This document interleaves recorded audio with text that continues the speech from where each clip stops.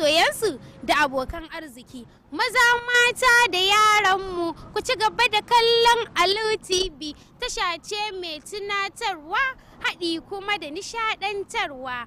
Ta ku ce, ta mu ce, ta su ce.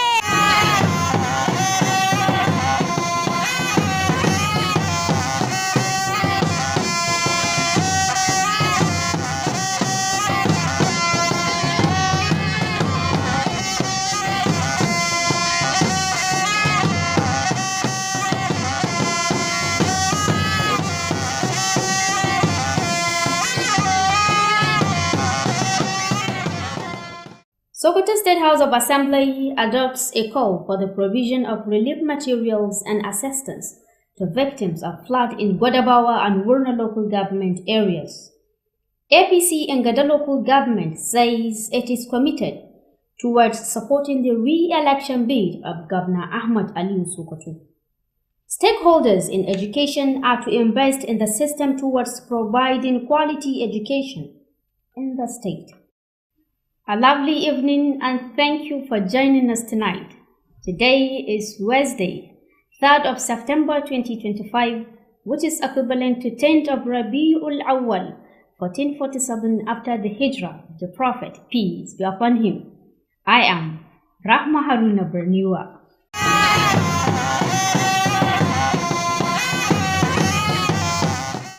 The Sokoto State House of Assembly has adopted a motion urging the state government to provide relief materials and assistance to victims of flood in several villages within Godabawa local government area. The motion presented by member representing Godabawa South constituency, Honorable Faruku Sidu Godabawa, was seconded by his colleague from Tangaza constituency, Honorable Aliu Lumu Osman. Legislative correspondent Jamilu Musa Maishan reports. Representative Faruku Sidi explained that the flood disaster occurred on Tuesday, 25 August 2025, following a heavy downfall that submerged parts of the communities. Villages affected include Gombila, Meli, Tungarnana, Gidanrana, Sakamaru, and Gigane. As a result of this flood, many farmlands worth millions of naira was submerged. Consequently, the road linking these communities are also washed away. The affected people were in a terrible situation. Farm crops such as millet, corn, beans, maize, rice, etc., were all destroyed by this flood. In his contribution, member representing Godabawa North and House Majority Leader, Representative Muhammad Bello Idris, emphasized the urgent need for rehabilitation of access roads linking the affected communities. I would want the Honorable House to make this consideration, and I would also like the Honorable Speaker to allow me to add a prayer. In his motion, he has mentioned the road that links these communities that has been submerged by water and the flood. So I want the Honorable Speaker to allow me to add a prayer to this motion to call on the state government to urgently consider the rehabilitation of this road. In a related development, the member representing Wurno constituency, Representative Shamsu Aliyu, moved a motion of urgent public importance seeking the establishment of a temporary shelter for internally displaced persons IDPs in Wurno town. The motion was seconded by the member representing Sokoto North 2 constituency, Representative Hussein Tukur, and supported by the member for Sokoto South 1, Representative Mustafa Abdullahi. After extensive deliberations, the Speaker Tukur Balabo Inga declared that the House had resolved to call on the state government to urgently intervene with relief materials and assistance to victims and construct a temporary shelter for the IDPs in Wurno local government. Jamilu Musa Maishanu, Alu TV News. Stakeholders in the education sector are urged to increase investment in the system, particularly in teacher training, as the quality of educators directly determines the quality of education. The call was coming during a one-day in-house training workshop for teachers of Sahaba Academy and the State Metropolis ahead of the 2025/2026 academic session. Education correspondent Amin Al-Hussein Amana has rest of the story. The training was aimed to equip teachers with modern skills and knowledge to enhance teaching delivery and student outcomes.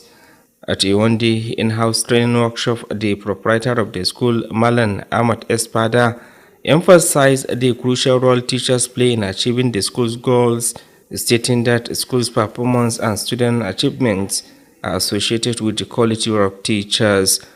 We have teachers at the center to achieve the desired goals. School performance and students' achievements are often associated with quality of teachers in the school. Hence the need for constant training and the training of our teachers.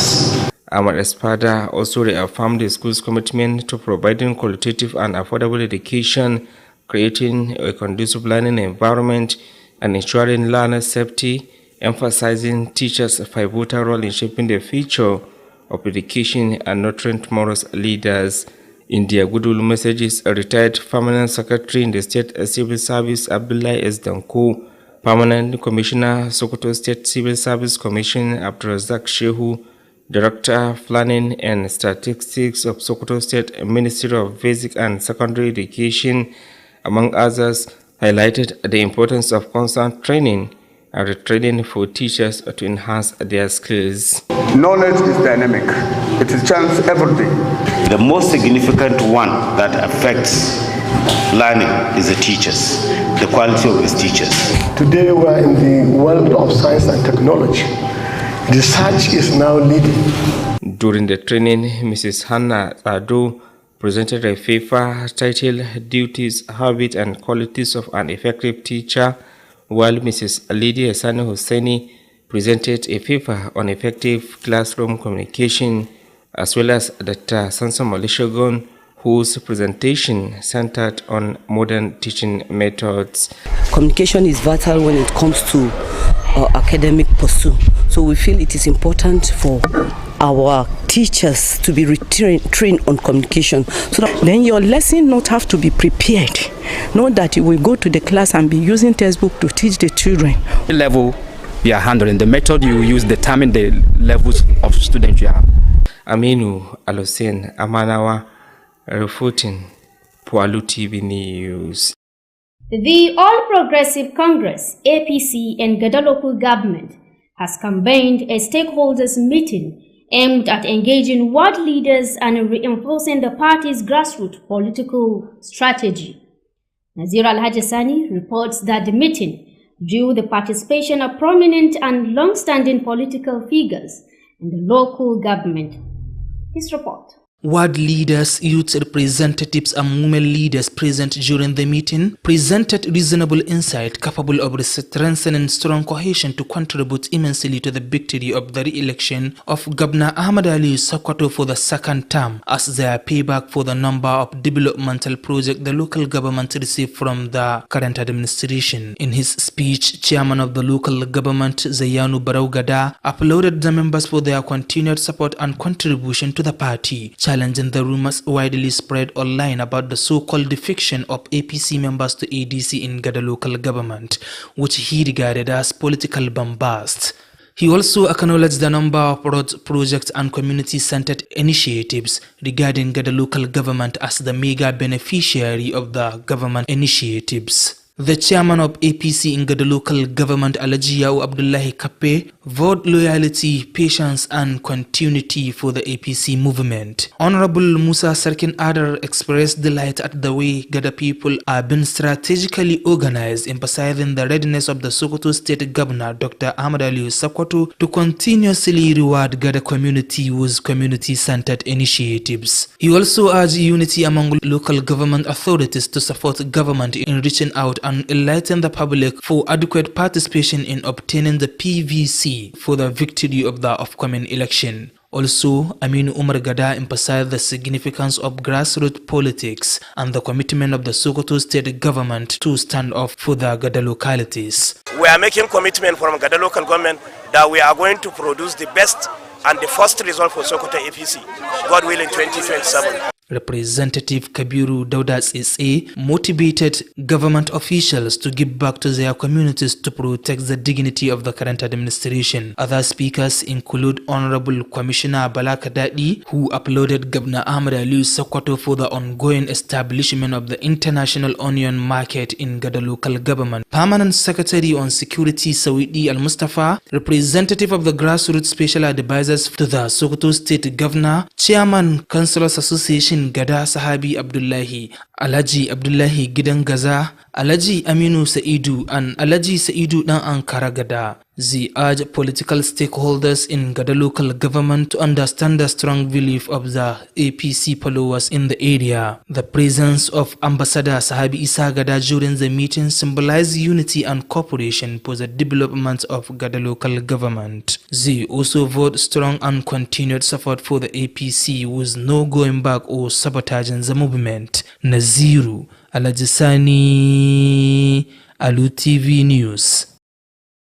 Thank you, Naziru. And don't forget you are watching Alu TV News transmitting from Sokoto, the seat of the Caliphate. You can also view us on our social media handles at Alu TV on YouTube channel. While on our Facebook page, you can view us at Alu TV News. You can also download our mobile application on the Play Store by searching Alu TV and watch our previous programs or watch us live while the program is running. Now back to the news.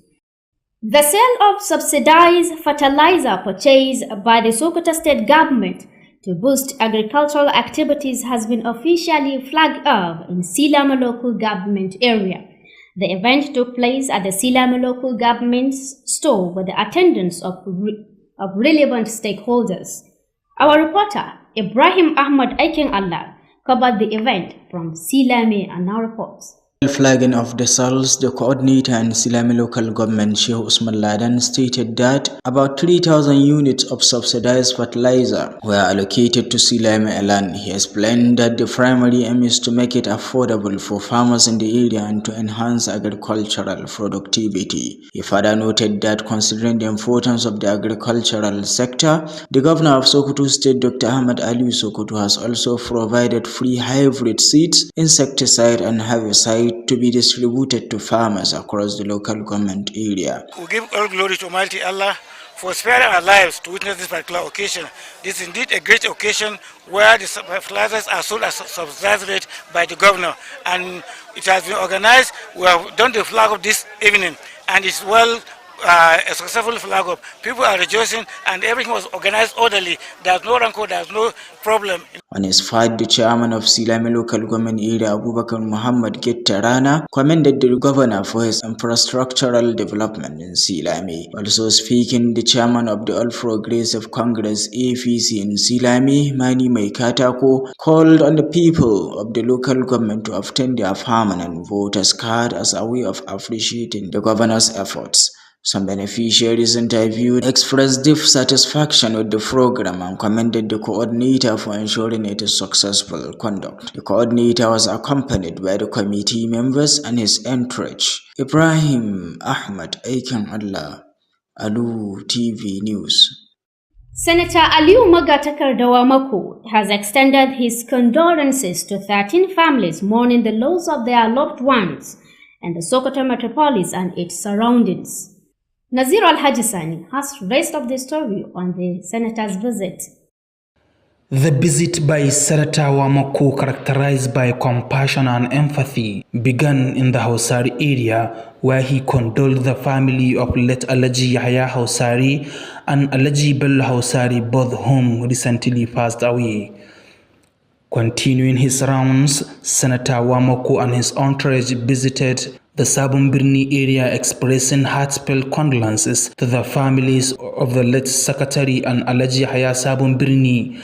The senator's next stop was in the Gidadawa area, where he visited the family of the late Alhaji Buhari Abubakar, also known as Namalam Barwan Waziri Gidadawa. La ilaha illa anta subhanaka inni kuntu minadh dhalimin. Rabbana ظلمنا أنفسنا وإن لم تغفر لنا وترحمنا لنكونن من الخاسرين. On the second day of his condolence visits, the senator arrived at Hubbari area in the heart of Sokoto city, where he paid his respect to the family of the late Ladan Hubbari. He then moved to the Galadanchi area, delivering condolences to the family of late Abubakar A. Yusuf, an officer with the Nigeria Security and Civil Defense Corps, NSCDC, who succumbed to a prolonged illness. Senator Wamako's visit did not stop there. He proceeded to the Hungumawa area to console the family of late Malam Abubakar Bube. In the Salibawa area, he greeted the family members of the late Alaji Bello Salibawa, and in the Minannata area, the senator condoled with the family of late Rabi'u Minannata, a former driver to the former deputy governor of Sokoto State, Mukhtar Shehu Shagari. Additionally, the senator traveled to Dengi town in the Dengi Shuni local government area to offer condolences to the late former deputy speaker of the Sokoto State House of Assembly, Honorable Bello Buhari Dengi, alongside late Alaji Muhammadu Sahabi Damana Dengi. The senator was also at the Kwasai area in Dengishuni for the condolence of Hajia Halimatu Erdubu, a sister to Abubakar Sarkin Yakin Achida, who died recently. Throughout these solemn visits, Senator Wamako expressed his shock at the deaths and prayed for the eternal repose of the departed souls. He implored Allah the Almighty for forgiveness for the deceased and for them to be rewarded with Jannatul Firdaus as their ultimate abode. In a significant show of solidarity, Malam Bashir Gidan Kanawa led prayers for the forgiveness of the deceased, seeking divine mercy for their souls during this time of mourning. Naziru Alajisani, Alu TV News. Thank you, Naziru. And that is all we can take for today. But before we go, here are the main points again. We told you earlier that Sokoto State House of Assembly has adopted a motion calling for the provision of relief materials and assistance to victims of flood in Godabawa and Wurno local government areas. You also heard that the APC in the local government has expressed its commitment towards supporting the re-election bid of Governor Ahmad Aliu Sokoto. And lastly, stakeholders in education have been urged to invest in the system towards providing quality education in the state. And that wraps up the news update for today. On behalf of the news editor Bashar Abubakar and the rest of the team, I'm once again Rahma Haruna Berniwa, and as always, thanks for letting us be a part of your day.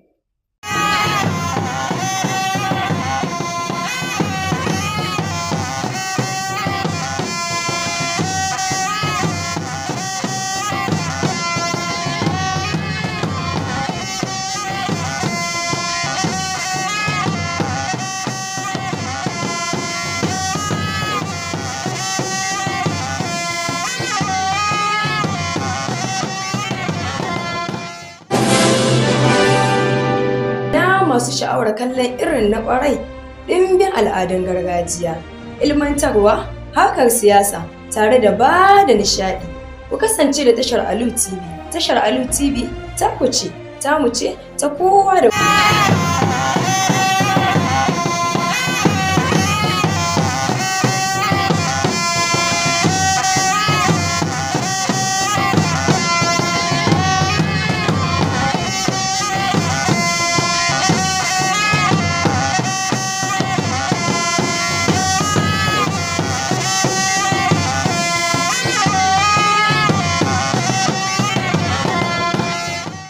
Majalisar Dokokin Jihar Sokoto ta yi kira ga gwamnatin Jihar Sokoto da ta tallafawa al'ummar da iftila'in ambaliyar ruwa ya rutsa da su a ƙananan hukumomin Gwadabawa da Wurno. Jam'iyyar APC a ƙaramar hukumar mulkin Gada ta bayyana cewa ta fara ɗaura ɗamara domin sake zaɓar gwamna Ahmad Ali Sokoto karo na biyu. Masu ruwa da tsaki a sha'anin ilimi za su taimaka ainihin domin samar da ilimi mai inganci a jihar Sokoto. To jama'a assalamu alaikum, barka da kasancewa tare da labaran Alu TV. Yau dai muna 3 ga watan Satumbar shekarar 2025 wanda ya tamka da kwanaki 10 ga watan Rabiul Awwal. Hijira ta Annabi Muhammad sallallahu alaihi wasallam daga birnin Makka zuwa Madina 1447. Sunana Abubakar Toba dauke da fassarar labaran.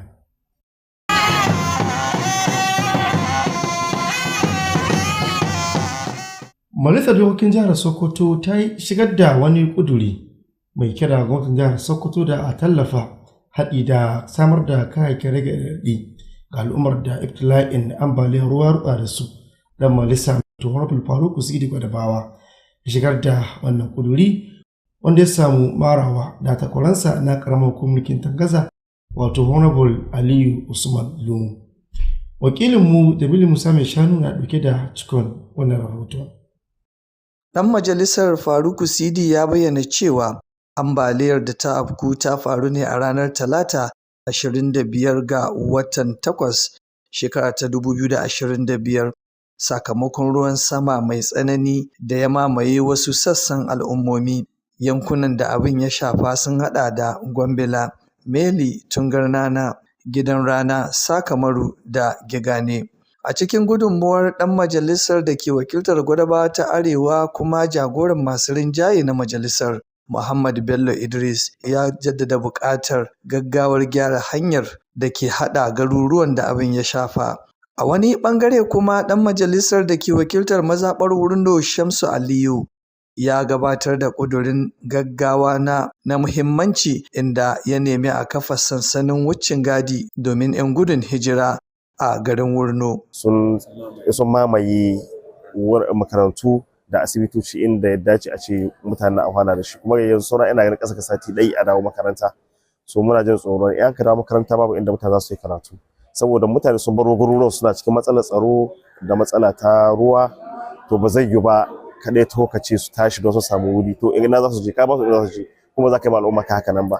Don shi muka ga buƙatar mu kira gwamnati da duk masu hannu cikin wani al'amari su yi providing, su saman musu inda za su samu su laɓa temporary, ba wai wuri na dindindin ba, har zuwa lokacin da Allah ya kawo sauƙi al'amura sun ka samu sun gina gidajensu da sun ka rushe saboda matsalar ruwa da kuma matsalolin tsaro.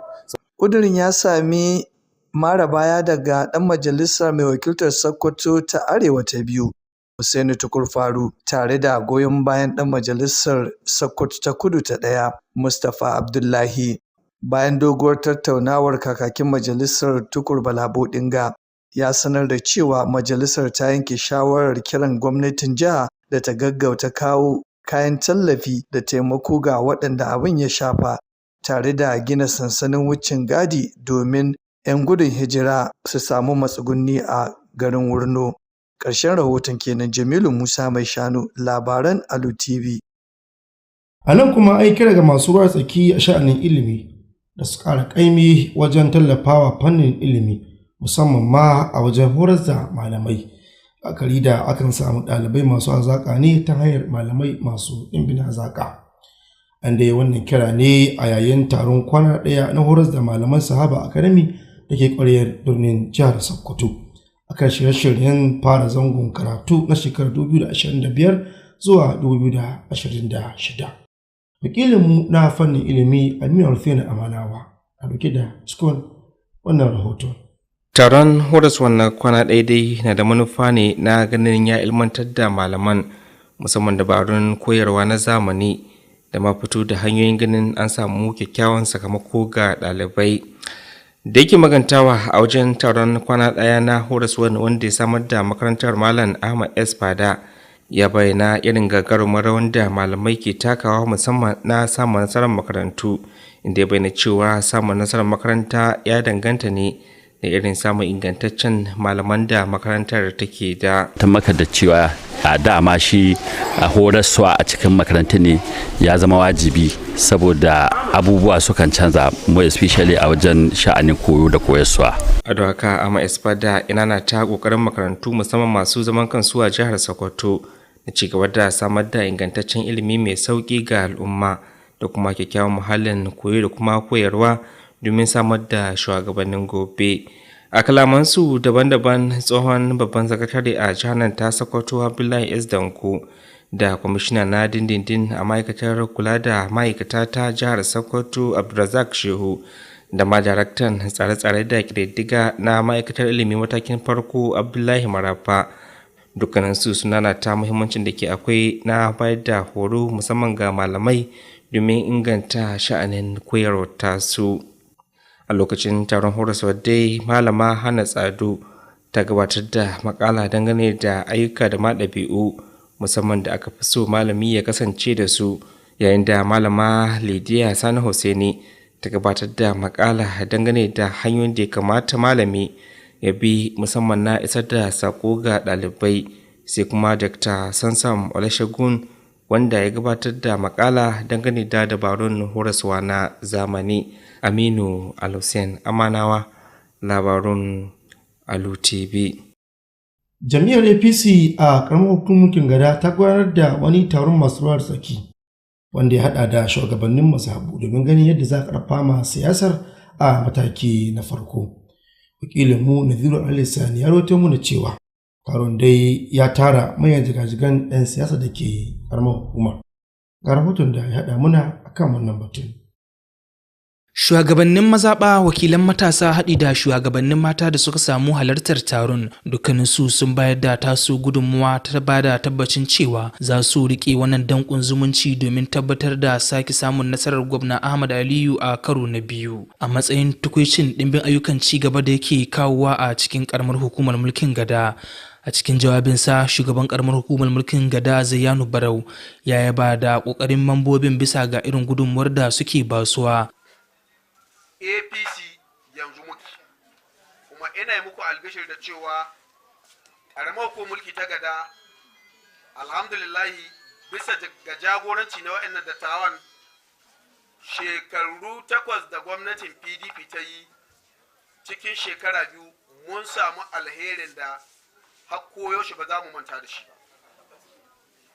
Kowa ya ga hanyar da ta tashi daga Gada zuwa Kafe da Honorable Musa Sarkin Adari. Kazalika ya kalubalanci labaran ƙarya da ake yadawa kan kafafen sadarwa na zamani kan cewa wasu 'yan jam'iyyar APC sun canza sheka zuwa ADC wanda ya bayyana a matsayin farfaganda siyasa. Shugaban jam'iyyar APC na karamar hukumar ta Gada Alhaji Ya'u Abdullahi Kaffe ya sha alwashin ci gaba da yin biyayya haɗi da haƙuri da kuma ci gaban jam'iyyar APC. Honorable Musa Sarkin Adar ya bayyana jin daɗin sa bisa ga yanda al'ummar Gada ke haɗa kansu wuri guda. Kazalika ya jaddada ƙoƙarin gwamna Ahmad Aliyu Sakkwato wurin ci gaba da kawo ayyukan alheri da za su inganta rayuwar al'ummar Gada. Kazalika ya buƙaci shugabannin ƙaramar hukumar da su jaddada haɗin kai a tsakanin su domin taimaka ma gwamnatin jiha wurin wayar da kai ga 'yan ƙaramar hukumar domin su mallaki katin zaɓe wanda zai tabbatar musu da nasara a zaɓe mai zuwa. Haka ma Aminu Umar Gada ya jaddada muhimmancin siyasa a yankunan karkara. Kazalika ya bayyana ƙwazon da gwamnatin jihar Sokoto take da wurin inganta rayuwar al'ummar Gada. Haka ma dan majalisa Kabiru Dauda Tsetse ya yi kira ga 'yan siyasa da su rika waiwayon mutanen su suna taimaka musu domin kare martabar wannan gwamnati. Wasu daga cikin waɗanda suka magantu sun hada da Honorable Commissioner Bala Kadadi wanda ya bayyana kokarin gwamnatin jiha musamman na fara aikin gina kasuwar ƙasa da ƙasa ta albasa da ke garin Gada. Haka ma babban sakataren tsaro Sawidi Al-Mustapha Lahi Gidan Gaza da Alhaji Sa'idu Dan Ankara. Halartar ambasada Sahabi Isa Gada a wurin wannan taron tattaunawar na nuni da irin haɗin kai domin ci gaba da al'ummar Gada suke da. Kazalika sun sha alwashin ci gaba da goyon bayan wannan tafiyar domin samun nasarar gwamnatin Ahmad Aliyu Sakkwato. Naziru Alhaji Sani. To jama'a kar ku sha'afa kuna kasancewa da labaran Alu TV da ke nan jihar Sokoto. Za ku da iya kasancewa da mu a shafukanmu na sada zumunta, wato Alu TV a shafinmu na YouTube, ko kuma kasancewa da mu a shafinmu na Facebook ta hanyar lalabar Alu TV News. Haka ma za ku iya sauke manhajar mu ta Alu TV ta hanyar lalabar Alu TV a manhajar Play Store. Domin kasancewa da shawarwar mu da suka gabata ko kuma waɗanda muke yi kai tsaye. Yanzu kuma labaran za su ci gaba. To nan kuma wani mataki na ƙara haɓaka sha'anin noma a jihar Sokoto. An bayyana cewa an ƙaddamar da fara sayar da takin zamani mai rahusa na gwamnatin jihar Sokoto a ƙaramar hukumar mulkin Silame. an gabatar da kaddamarwa ne a rumbun ajiyar da ke shalkwatar karamar hukumar, taron da ya samu halartar manyan 'yan siyasa da ke yankin. Wakilinmu Ibrahim Ahmad aikin Allah ya haɗo muna wannan rahoto a karamar hukumar mulkin ta Silame. Yayin kaddamar da sayar da takin mai rangwame, jami'in da ke kula da karamar hukumar Silame, Shehu Usman Laden, ya bayyana cewa kimanin taki 3,000 aka ware wa Silame kawai. Ya ce babban manufar hakan shine a sauƙaƙa wa manoma wajen samu da kuma ƙara haɓaka harkar noma a yankin. Ya ƙara da cewa la'akari da muhimmancin ɓangaren noma, gwamnan jihar Sokoto Dr. Ahmad Aliyu Sokoto ya bayar da iri na zamani kyauta da kuma maganin ƙwari haɗi da maganin ciyawa domin a raba wa manoma a dukkan yankin karamar hukumar ta Silame. Gado an yi abu cikin nasara kuma cikin tsari. Babu abin da ya saba ƙara wa Allah godiya da ba mu sa don gwargwado an samu sa babu wani hayaniya babu tashin hankali. Wasu rai an kaje za ga ana wasu su sauran su amma an kabi duk kuna amshi cikin tsanaki. A nasa bangaren shugaban karamar hukumar Silame Abubakar Muhammad Gittarana ya yaba wa gwamna bisa irin ayyukan raya karkara da yake aiwatarwa a Silame. Babu dai abin da ba a bamu ba, an bamu shinkafa, an bamu kai abin da dai gwamna ba na yi wa mako ba su bamu ba shine rai, amma duk abin da rai ka bukata wallahi sun bamu shi. Duk abin da rai ka bukata Amadun Alu da Ubane Alu wallahi sun bamu shi. Haka kuma shugaban jami'ar APC na Silame Mani Mai Katako ya yi kira ga jama'ar karamar hukumar da su je su karbi katin zaɓe na dindindin a matsayin nuna godiya ga kokarin gwamnan. Wasu daga cikin waɗanda suka ci gajiyar shirin da aka yi hira da su sun bayyana matukar farin ciki da gamsuwa tare da yabawa coordinator bisa tabbatar da nasarar gudanar da shirin. Coordinator da ya samu rakiyar mambobin kwamitin da sauran 'yan tawagarsa. Ibrahim Ahmad aikin Allah, labaran Alu TV. Sanata Aliyu Makatakarda ya gabatar da ta'aziyar rasuwa ga iyalai 13 da ke kwarar birnin jihar Sokoto da ma kewayenta, inda ya nuna alhininsa akan babbar rashin da suka yi na jigoginsu. Wakilinmu Nazir Al-Lisani a cikin rahoto akan batun ta'aziyar ta sanata.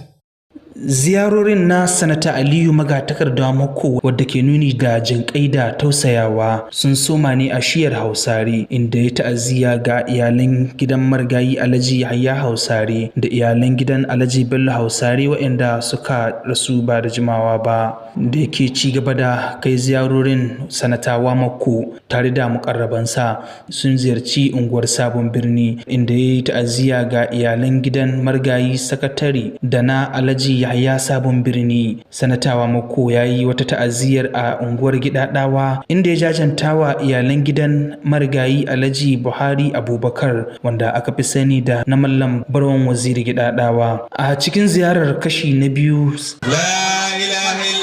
سبحانك إني كنت من الظالمين ربنا ظلمنا أنفسنا وإن لم تغفر لنا وترحمنا لنكونن من الخاسرين.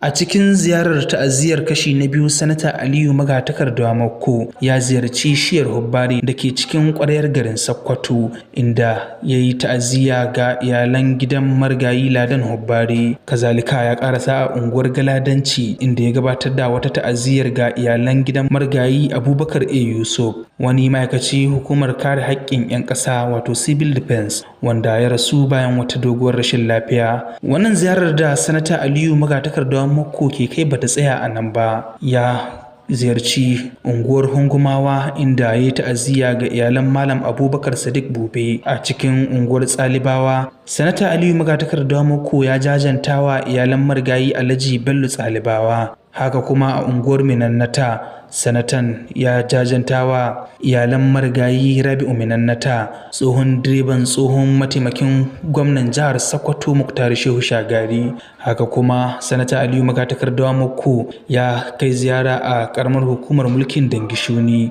inda ya yi ta'aziyya ga iyalan gidan marigayi tsohon mataimakin kakakin majalisar dokoki ta jihar Sokoto Honorable Bello Buhari Dange da kuma Alhaji Muhammadu Sahabi Danmana Dange. Sanata Aliyu Magatakarda Mako ya ziyarci unguwar Kwasai da ke cikin karamar hukumar mulkin ta Dange domin ta'aziyyar Hajiya Halimatu Yaddubu, wadda 'yar uwa ce ga Abubakar Sarkin Yakin Acida wadda ta rasu a kwana-kwanan nan a dukkanin inda sanata Aliyu magatakarda Mako yake kai wa'annan ziyarorin ya bayyana kaduwarsa, kazalika ya roki Allah madaukakin sarki da ya gafarta ma wa'anda suka rasu kuma ya sa aljanna firdausi ce makomar su. Malam Bashir Gidan Kanawa shine ya jagoranci dukkanin addu'o'in da aka gudanar, inda ya roki Allah da ya gafarta musu kuma ya buƙaci a nema musu rahmar ubangiji a yayin jimami. Naziru Alhaji Sani, labaran Alu TV.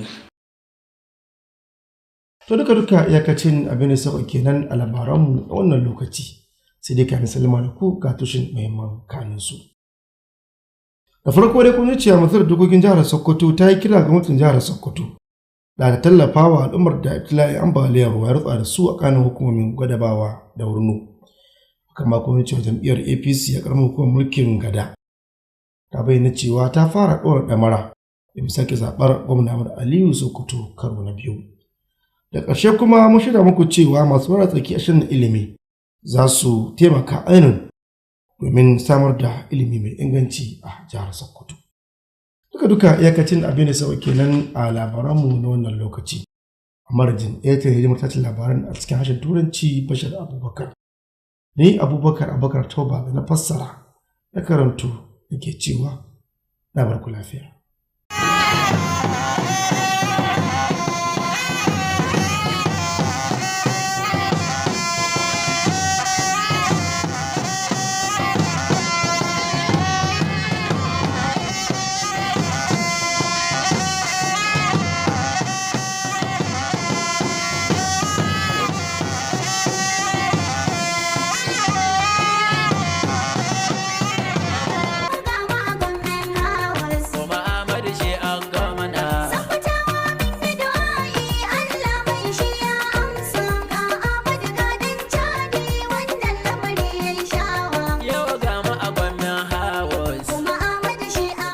The Sean of Ogbomoso Oba.